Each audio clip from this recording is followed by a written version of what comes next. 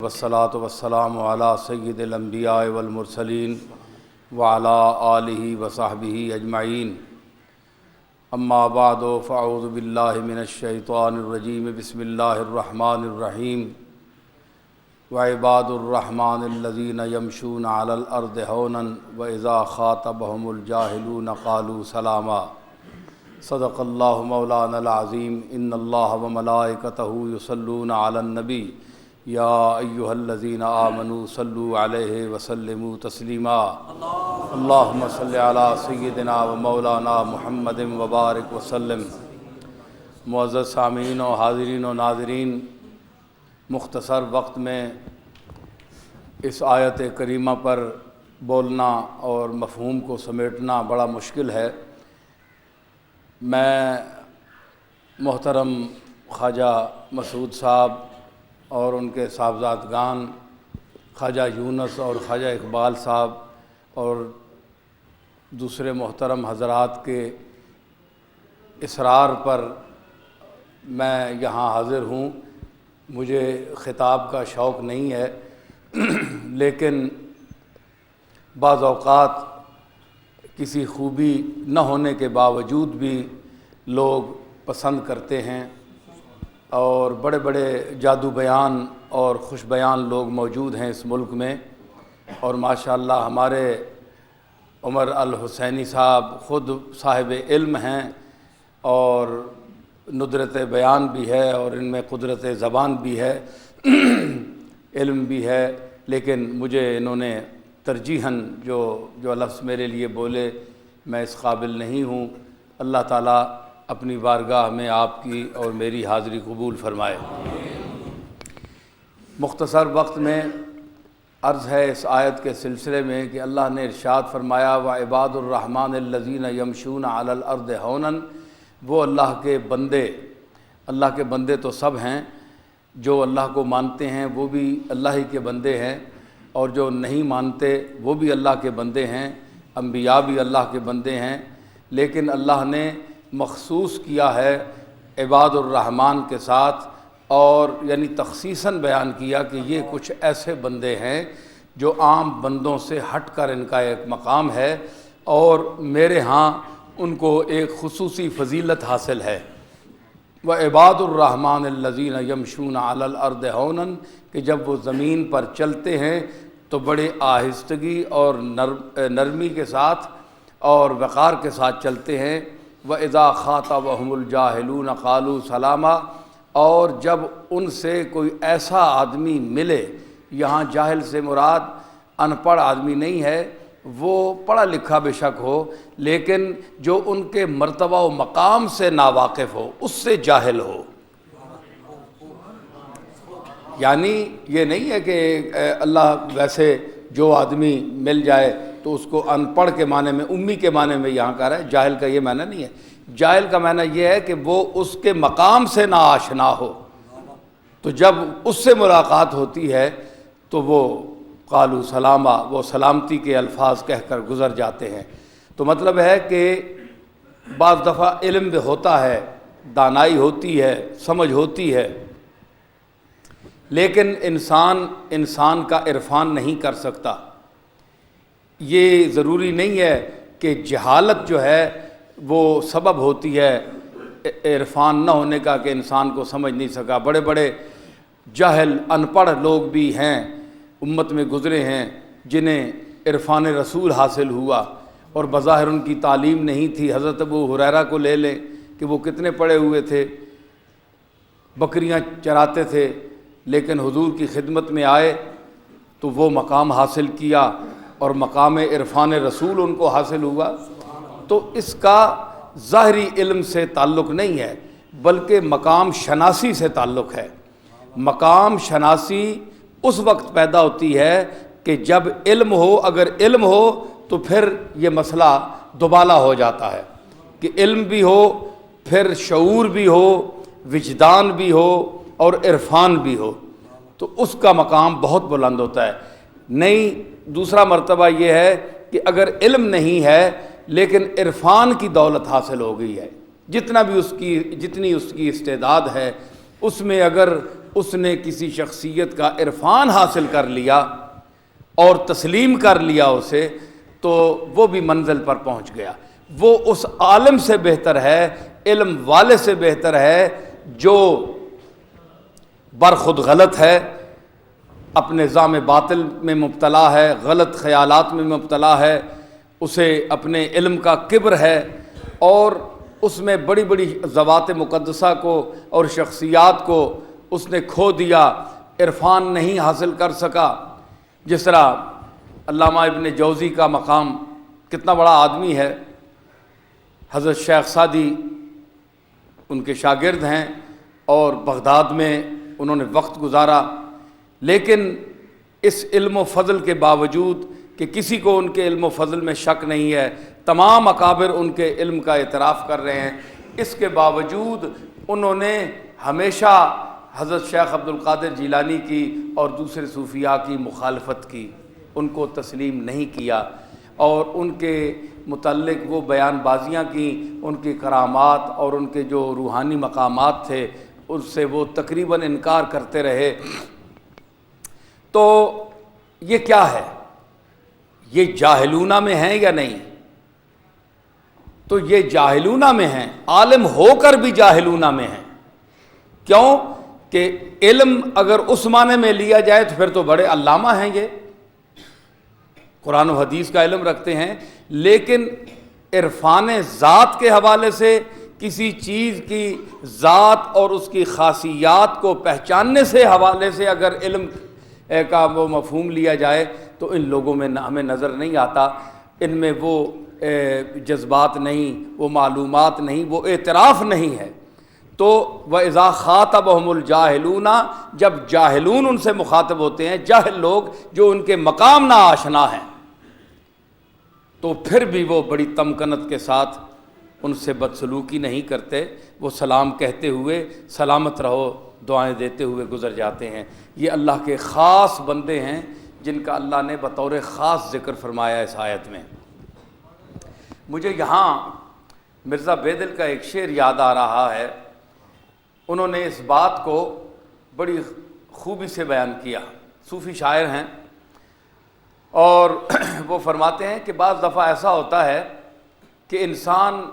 بڑی اہم چیز کو بھی معمولی انداز میں دیکھ کر گزر جاتا ہے تو اس کے نتائج بڑے بھیانک نکلتے ہیں، تو اس کو اہمیت کی نظر سے دیکھنا چاہیے۔ وہ فرماتے ہیں کہ بے نیاز از سوز اشک عاجزاں نہ تواں گذشت،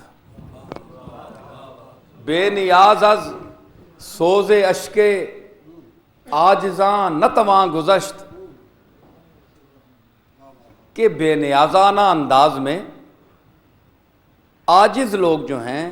اگر وہ رو رہے ہوں تو ان کے آنسوؤں کی جو گرمی ہے، آنسو جب آپ بہاتے ہیں، اگر اتفاق ہو جائے اور انابت اللہ اور عشق رسول کی دولت حاصل ہو جائے، تو اگر آپ کے آنسو اپنے کسی عزیز یا اس کے مرنے پر بھی یا کسی موقع پر نکل آئیں تو آپ دیکھیں گے تو آنسو گرم ہوتا ہے، آنسو کا پانی گرم ہوتا ہے، کیونکہ گرم گرم نکلتا ہے اور وہ گرم ہوتا ہے۔ تو اس نے سوز یہاں گرمی کے معنی میں ہے، یعنی بے نیاز از سوز اشک عاجزاں، ایک اشک ہے، آنسو ہے، وہ خود عاجز ہے جی، لیکن ایک عاجز انسان ہے، وہ رو رہا ہے، اس کے اشک اور بھی عاجز ہو گئے کہ رونے والا بھی عاجز ہے، پھر آنسو اس کے عاجز ہیں۔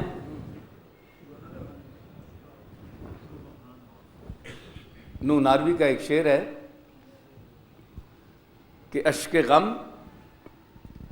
دیدہ پرنم سے سنبھالے نہ گئے، اشک غم دیدہ پرنم سے سنبھالے نہ گئے، یہ وہ لڑکے تھے جو ماں باپ سے پالے نہ گئے ہیں جی۔ تو یہ آنسو جو نکلتے ہیں یہ بچوں کی مثال نکلتے ہیں، ایک ایک آنسو گرتا ہے، تو یہ اپنے وطن سے غریب الوطن ہو جاتے ہیں، جب باہر نکلتے ہیں تو ان کو پوچھنے والا کوئی نہیں ہوتا ہے، کبھی زمین پر گر جاتے ہیں، کبھی دامن پر گر جاتے ہیں، تو ان کو بچوں کے ساتھ تشبیہ دی، اشک غم دیدہ پرنم سے سنبھالے نہ گئے، یہ وہ لڑکے تھے جو ماں باپ سے پالے نہ گئے۔ دیکھیں ایک پلک جو ہے وہ باپ ہے اور ایک پلک کا نچلا حصہ جو ہے وہ ماں ہے، تو دو پلکوں جو ہیں وہ ماں باپ کے مثال دی کہ ماں باپ سے یہ بچے سنبھالے نہیں گئے، یہ غریب الوطن ہو گئے، نکل گئے اپنے۔ اور ہمارے یہاں بہت اچھے ذوق والے لوگ بھی بیٹھے ہیں، میرا بیان کوئی عام سطحی مولویانہ بیان نہیں ہوتا، کچھ ذوق کی باتیں بھی ہوتی ہیں۔ تو حافظ جلیل حسن مانک پوری نے ایک شعر کہا تھا کہ آنکھوں میں آ کے کون الہی نکل گیا، آنکھوں میں آ کے کون الہی نکل گیا، کس کی تلاش میں میرے اشک رواں چلے۔ میری آنکھوں میں ابھی کوئی آیا تھا، یہ کون آیا تھا؟ میرے جو یہ آنسو بہ رہے ہیں یہ اس کی تلاش میں چلے ہیں کہ وہ آنے والا کدھر گیا ہے جی۔ تو یہ ایک عجیب تخیلات ہیں شاعرانہ۔ تو میں عرض کر رہا تھا، مرزا بیدل فرماتے ہیں کہ بے نیاز از سوز اشک عاجزاں نتواں گذشت، عاجزوں کے جو اشک ہیں ان کے سوز گرمی کو محسوس کرتے ہوئے بھی در خور اعتنا ان کو نہ سمجھنا یہ کوئی اچھی بات نہیں ہے، یوں گزر نہیں جانا چاہیے۔ اس کی مثال انہوں نے دی، آبلا درپا اگر بشکست صحرا آتش است۔ چھالا ہوتا ہے نا، چھالا کیا ہے؟ یہ پاؤں کے نیچے ہوتا ہے، تلووں میں ہوتا ہے چھالا، اس میں پانی ہوتا ہے، پانی بھی اس میں بھی گرم ہوتا ہے، اس میں بھی پانی گرم ہوتا ہے۔ تو بظاہر تو وہ اس کی جو تشبیہ ہے وہ آنسو کی طرح ہے، چھالا جو ابھرا ہوا ہوتا ہے وہ آنسو کی طرح ہے۔ تو اگر پیر اعضاء کے دوسرے اعضاء کے حوالے سے سب سے عاجز مقام پیر کا ہے، کیونکہ پیر کا مقام سر کا مقام نہیں ہے، چہرے کا مقام نہیں ہے، حالانکہ اعضاء کی اس وادی میں، جسم کے جو یہ اعضاء کی وادی ہے، ہاتھ ہیں، دوسرے اعضاء ہیں، یہ ایک ہی باڈی، ایک ہی جسم کے افراد ہیں سارے۔ ہاتھ ہو، آپ کے گھٹنے ہوں، ناک ہو، یہ سب وادی جسم ہے، ایک ہی وجود ہے، لیکن اس کے بھی مراتب ہیں۔ سر کا مقام اور ہے، آپ اللہ کی بارگاہ میں سر رکھتے ہیں تو سجدہ سر کا تسلیم کیا جاتا ہے، پیر سجدہ نہیں دیتا، سر دیتا ہے، اور ماتھا جو ہے اس کا زمین پر رکھنا یہ شرف بندگی ہے، دوسرے اعضاء کا نہیں ہے۔ وہ شامل ضرور ہوتے ہیں، لیکن ایک شخص ساری چیزیں رکھ دے اور ماتھا نہ رکھے، نماز نہیں ہوگی۔ تو اصل جبین کو رکھنا، فلما اسلما وتلہ للجبین، تو جس وقت انہوں نے جبین رکھی، جبین کا رکھنا ہے۔ یہ اعضاء سارے ہیں، لیکن ان کا بھی فرق ہے، زمین آسمان کا فرق ہے۔ پیر کا حکم اور ہے، گھٹنے کا حکم اور ہے، ناف کا حکم اور ہے، ہاتھوں کا اور ہے، آنکھوں کا اور ہے، چہرے کا اور ہے، ناک کا اور ہے، کانوں کا اور ہے، سر کا اور ہے۔ تو یہ انسان کا چہرہ اللہ نے سب سے اونچا رکھا ہے، اس کو اونچائی کا اور ملاقات کا مقام دیا ہے، شرف دیا ہے ملاقات کا، کہ جب انسان انسان سے ملتا ہے تو اس کے چہرے پر نظر پڑتی ہے، دوسرے اعضاء پر نہیں پڑتی۔ ملاقات کے لیے چہرہ رکھا۔ اعضاء میں فرق ہے، ایک جسم کے ہوتے ہوئے بھی اعضاء میں فرق ہے۔ تو سوچنا چاہیے کہ اولاد آدم ہوتے بھی ہم میں اور سید الانبیاء میں بھی اسی طرح کا فرق ہے۔ جو لوگ کہتے ہیں جناب کہ نبی اور ہم میں کیا فرق ہے، وہ بھی آدم کی اولاد ہے، ارے یہ بات نہیں ہے۔ آپ کے اپنے اعضاء ہیں جسم میں، ہر عضو کا اپنا مقام ہے۔ تو اگر عام ایک عضو کہے کہ میں بھی جناب اسی باڈی کا حصہ ہوں، مجھے آپ اس شرف سے کیوں محروم کر رہے ہیں، میں اس کا حصہ نہیں ہوں، تو ہم اس سے کہیں گے آپ ضرور حصہ ہیں لیکن اپنے مقام پر رہیں۔ جو ذرا حد سے بڑھا اس پہ قیامت ٹوٹی، جو ذرا حد سے بڑھا اس پہ قیامت ٹوٹی، ارے پاؤں پر لوٹتے ہیں گیسوئے جانا ہو کر، حد سے بڑھ جائیں تو گیسو پاؤں پر پہنچ جاتے ہیں، ان کے جو مقام ہے وہ گر جاتا ہے، حد میں رہیں تو وہ اس میں ایک لطف ہوتا ہے اور حسن ہوتا ہے۔ تو اعضاء کا بھی اپنا ایک مقام ہے، تو اس لیے پیر جو ہے اعضاء کی نسبت سب سے نیچے ہے، اس لیے انتہائی ادب جب ہم کرتے ہیں کسی سے تو پیر کا بوسہ لیتے ہیں، ٹھیک ہے؟ کیونکہ آپ جو انسان اس سے چلتا ہے تو اپنے ادب کا اور محبت کا اظہار جو ہوتا ہے وہ اس انداز سے بھی ہوتا ہے۔ تو وہ کہتے ہیں کہ وہ چھالا جو پیر میں ہے، پیر عاجز ترین ایک عضو ہے انسان کے جسم میں، تو اگر آپ کہیں کہ بھائی یہ آنکھ کا چھالا تو نہیں ہے، یہ ناک کا چھالا تو نہیں ہے، یہ ماتھے کا چھالا تو نہیں ہے، کیا ہوا؟ چلو چھوڑو، پیر اگر روتا ہے، پیر اگر شور مچاتا ہے کہ مجھے بھی دیکھو میرے نیچے چھالے ہیں، تو تم اس پر چلتے جاؤ، اس کی فریاد کو اور اس کے دکھ کو درخور اعتنا نہ سمجھو، چلو صحیح، پھر چلو۔ اگر وہی چھالا پیر والا پھٹ گیا تو صحرا آتش است، تو آپ اس مسافر کے لیے ریت جو ہے صحرا، یہ آپ کے بہاولپور اور ملتان کے آگے سندھ کا جو سفر ہے، پہلے لوگ پیدل چلا کرتے تھے نا، تو غریب لوگ ویسے بھی کسی کی جوتی نہیں ہے تو ویسے بھی صحرا میں چلنا برہنہ پائی کے ساتھ وہ آسان ہوتا ہے، جوتے جو ہیں وہ دھنس جاتے ہیں ریت میں، تو لوگ پہلے چلتے تھے ویسے ہی۔ تو اس میں کیا ہوتا ہے کہ وہ اگر چھالے کو آپ نے اس کی عزت نہ کی، اس کا احترام نہ کیا، اس کے اس آنسو سے آپ ویسے ہی گزر گئے، تو پھر آپ کے لیے منزل تک پہنچنا جو ہے وہ نری آگ ہے، کیونکہ چھالا پھٹ گیا، اس کا نچلا حصہ جب ریت گرم کے ساتھ لگے گا تو آپ کی چیخیں نکلیں گی۔ پہلے ہی آپ اس کا خیال رکھتے، اس کے اس آنسو کا خیال رکھتے، بے نیاز از سوزے اشک عاجزاں نتواں گذشت، عاجز لوگوں کے آنسوؤں کو دیکھ کر آسانی کے ساتھ نہیں گزرنا چاہیے۔ آبلا در پا اگر بشکست صحرا آتش است، تو پھر آگ جو ہے وہ آگ ہے آپ کے نیچے، آپ چل نہیں سکتے۔ تو یہ لوگ یہ فارمولہ لے کر زمین پر چلتے تھے کہ امام حسن ایک دفعہ تشریف لائے تو مسجد کی طرف جا رہے تھے، تو ایک گداگر فٹ پاتھ پر بیٹھا ہوا کچھ کھا رہا تھا۔ امام حسن بڑی شان کے آدمی تھے، بہت حسین تھے، بڑا شرف حاصل تھا، شبیہ رسول تھے، اپنے نانا کی شبیہ تھے، تو اس نے ان کو بلا لیا کہ حضرت آئیے آپ ہمارے ساتھ کھانا کھائیے۔ تو یہ کوئی آدمی نہیں، میرے جیسا آدمی، ہم ان کے مقابلے میں خاک کے برابر بھی نہیں ہیں، تو ہم جیسے لوگ بھی شاید گریز کریں، لیکن یہ شبیہ رسول، یہ جگر پارائے بطول گھوڑے سے اترے یا خچر سے اتر کر وہاں اس کے ساتھ بیٹھے، زمین پر بیٹھ گئے، مٹی پر بیٹھ گئے، امام حسن مٹی پر بیٹھ گئے اور اس کے ساتھ ایک نوالہ لیا اور پھر فرمایا کہ اب اجازت ہے مجھے، ہے جی۔ عباد الرحمن الذین یمشون علی الارض ہونا، یہ نرمی کے ساتھ چلنے کا مقام ہے۔ نرمی کے مطلب یہ نہیں ہے کہ وہ بڑے وقار کے ساتھ چلیں اور جناب اس میں تکبر جھلک رہا ہو اور گھمنڈ کے ساتھ چلیں، بعض آہستگی چلنا ایسا بھی ہوتا ہے تاکہ بڑے وہ ذرا اس طرح انداز کے بڑی شخصیت کوئی آ رہی ہے تو وہ گھمنڈ سے چلنا منع ہے، ممنوع ہے، کیونکہ اس میں تکبر ہوتا ہے۔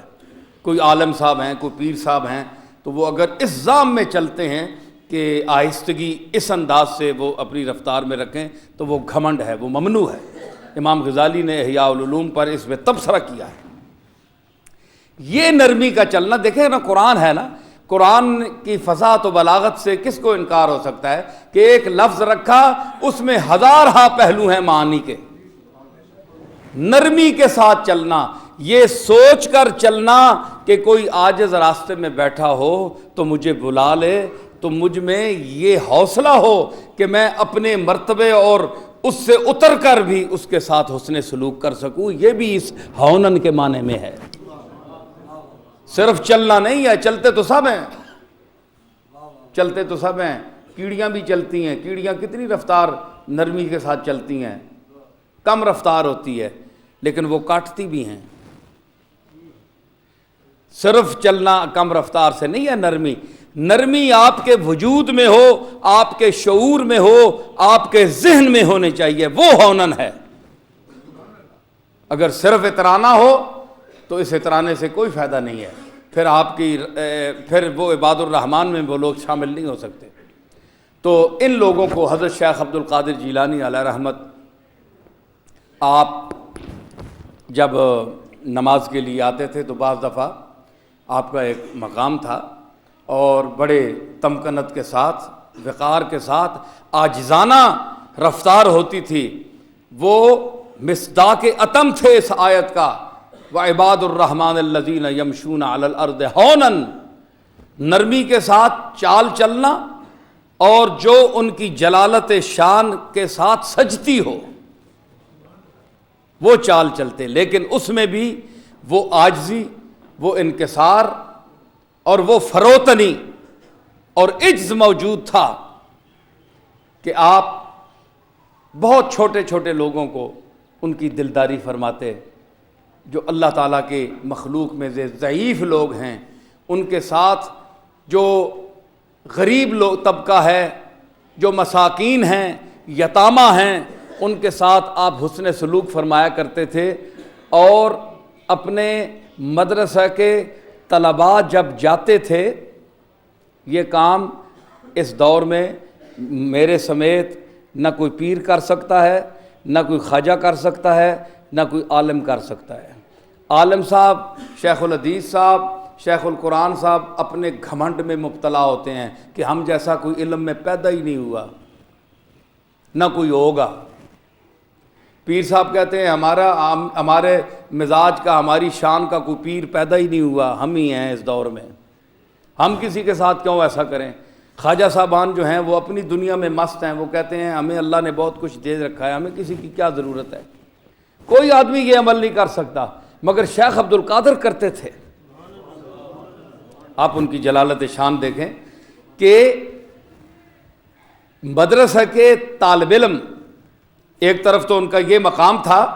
کہ بادشاہ وقت جب آتا تھا ان سے ملنے کے لیے تو آپ الگ کمرے میں بیٹھ جاتے تھے، اور جب وہ بادشاہ خلیفہ بیٹھ جاتا تھا تو پھر آپ اس کمرے میں جاتے تھے تاکہ خلیفہ کو اٹھنا پڑے۔ خود اٹھنے سے وہ گریز کرتے تھے کہ وہ خلیفہ آ گیا تو ظاہر ہے کہ مہمان ہے تو مجھے اٹھنا پڑے گا۔ تو وہ یہ اپنی شان کے منافی سمجھتے تھے کہ ایک دنیا دار کے سامنے میں اٹھوں، ایک بادشاہ کے سامنے میں اٹھوں، اور ادھر یہ ان کا دستور تھا۔ اور ادھر ضعفاء، کمزور اور طلبہ جو مدرسہ کے طالب علم ہیں، ان کے لیے ان کا یہ سلوک تھا کہ جب وہ لڑکے چھٹیوں میں، تعطیلات میں اپنے گھر جاتے تھے تو شیخ عبد القادر ان کو دور تک چھوڑنے کے لیے جاتے تھے۔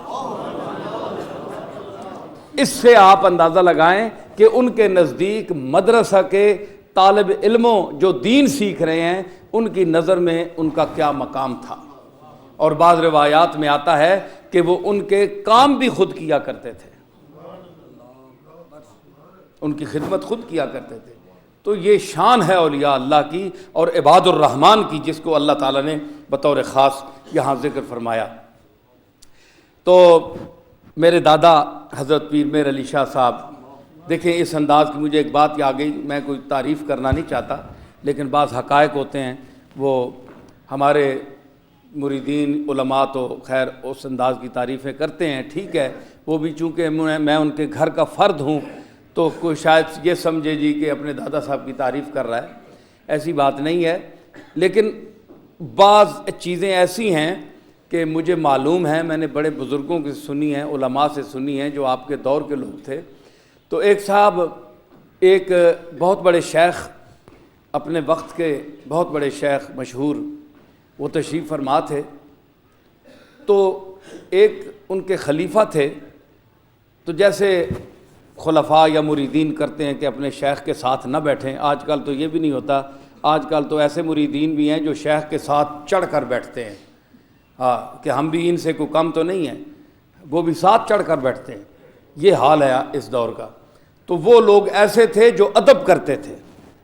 ادب کرتے تھے، اپنی اوقات میں رہتے تھے اور اپنے آپ کو پہچانتے تھے۔ تو وہ دور جوتوں میں بیٹھے، اب وہ شیخ وقت اور پیر میر علی شاہ دونوں بیٹھے ہوئے ہیں، بہت بڑی شخصیت تھے۔ تو وہ جوتوں میں بیٹھ گئے نا، ان کو فقیر صاحب کہتے تھے، فقیر صاحب، ان کا لقب ہے فقیر صاحب، جس طرح ہمارے خواجہ مسعود صاحب کو حضرت باؤ جی نے فقیر صاحب فرماتے تھے، تو فقیر صاحب ان کا لقب تھا۔ تو فقیر صاحب جب بیٹھ گئے جوتوں میں، اب وہ تو شیخ بیٹھا ہوا ہے، شیخ کے سامنے وہ بیچارے تو جوتوں میں بیٹھنا بھی بڑا فخر سمجھتے تھے۔ تو پیر میر علی شاہ صاحب نے ان کی طرف ایک نظر کی نا، دیکھا ان کو، یہ لوگ تو ان کی سکرین پر اللہ تعالیٰ، چہرے تو ہم سب دیکھ لیتے ہیں نا، تو وہ ایک اور دنیا ہوتی ہے جو اندر کی دنیا ہوتی ہے، خیالات کی دنیا ہوتی ہے، اعمال کی دنیا ہوتی ہے، وہ بھی بندگان خاص علام الغیوب در جہان جاں جواسیس القلوب، تو جاسوس ہوتے ہیں۔ چہرے پر نظر پڑی تو آپ نے ان کے پیر سے کہا کہ جناب مجھے اجازت ہے، فقیر صاحب آپ آگے آئیے۔ اب وہ گھبرائے، وہ کہتے ہیں کہ نہیں حضور بیٹھے ہوئے، میرا پیر بیٹھے، میں تو جوتوں میں بیٹھا۔ فرمایا نہیں، پھر میں ادھر آتا ہوں۔ اب وہ گھبرا گئے، انہوں نے کہا پھر جب پیر میر علی شاہ صاحب وہاں جانے کے لیے آمادہ ہوئے کہ میں ادھر جوتوں میں آپ کے ساتھ بیٹھوں گا، تو یہ بڑی یعنی عجیب میں آپ کو بات سنا رہا ہوں کہ اولیاء اللہ کس مقام کے ہوتے ہیں۔ یہ گھمنڈی طبقہ نہیں ہوتا، نخرہ کرنے والا اور اپنے آپ کو بڑا سمجھنا، جس طرح آج کل ہے چکر ہے جی، جو دنیا کا بھوت ہے تکبر اور غرور کا، اور ہر فعل میں ہر عمل میں اپنا کبر اور اپنے آپ کو منوانا، یہ کچھ بھی نہیں ہے، چاہے مولوی ہو چاہے پیر ہو، کوئی شے نہیں، لا شے ہے۔ بچیے ایسے لوگوں سے۔ میں آپ کو طریقہ بتا رہا ہوں پیر میر علی شاہ صاحب کا،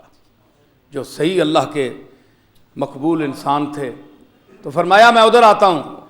اب ان کے شیخ نے کہا نہیں ادھر آ جاؤ فقیر، ادھر آؤ۔ جب وہ سامنے آئے تو کہنے لگے حضور اور کوئی بات نہیں، مجھے آپ سے اللہ اللہ کی خوشبو آ رہی ہے، یعنی اس مقام سے آپ اللہ کو پکارتے ہیں، وہ تعلق ہے آپ کا اللہ کے ساتھ کہ آپ کا جوتوں میں بیٹھنا میں برداشت نہیں کر سکتا۔ یہ ہے نگاہ مومن مرد کامل کی، یہ ہے نگاہ کہ پتہ نہیں شیخ پہچان سکا کہ نہیں، لیکن پیر میر علی شاہ پہچان گئے جی، ان کو جوتوں سے اٹھا کر اپنے پاس بٹھایا۔ تو یہ عباد الرحمن ہیں، یہ ان کا ایک مقام ہے۔ اللہ تعالیٰ آپ کو اور مجھے ان عباد الرحمن کے ساتھ تعلق رکھنے کی توفیق عطا فرمائے اور ان کے نقش قدم پر چلنے کی توفیق دے۔ حضرات، میرے بیانات، خطابات، سیڈیاں ملتی ہیں، سب لوگ آپ سنتے ہیں۔ میں کوئی پروفیشنل مقرر نہیں ہوں، خطیب نہیں ہوں، لیکن جب میری طبیعت خطابت پر آ جائے تو وہ گر بھی جانتا ہوں میں اللہ تعالیٰ کے فضل سے۔ میں خانہ سخن کا گدائے قدیم ہوں، ہر رنگ کی شراب پیالے میں ہے میرے، تو اللہ کے فضل سے وہ چیز بھی ہے۔ لیکن میں آج جس انداز سے میں نے اس مختصر وقت میں کوشش کی اس آیت کریمہ پر بولنے کی اور مفہوم کو سمیٹنے کی، اللہ تعالیٰ آپ کو اور مجھے ان کے اتباع کامل کی توفیق عطا فرمائے۔ وآخر دعوانا ان الحمدللہ رب العالمین۔ سبحان اللہ۔ سارے عوام سنتے پڑھنے